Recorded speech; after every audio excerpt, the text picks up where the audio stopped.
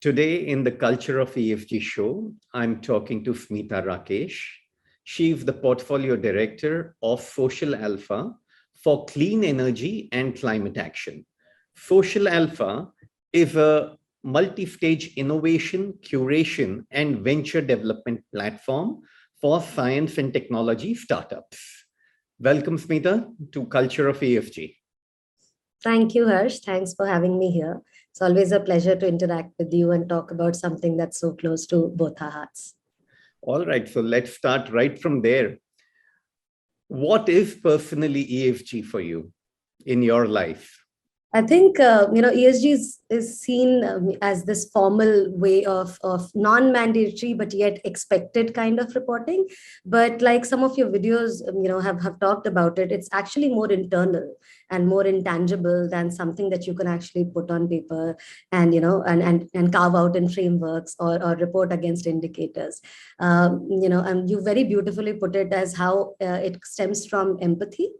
And I think one element that I want to add is for any kind of ESG, whether at a personal level or at an organizational level or at societal level, I think what's most important is intent.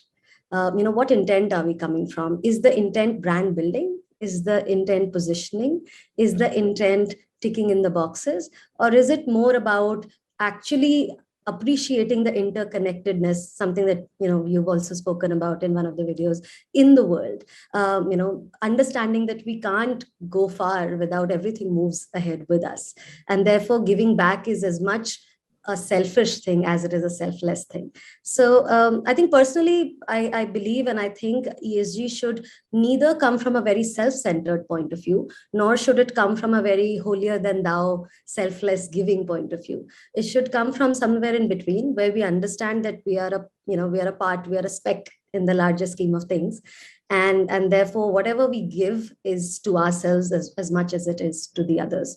And therefore, whether it's a corporate, whether it's startups that we work with, whether it's us in our individual lives, this culture has to stem from within in more intangible, in more, more sort of very meaningfully intended ways.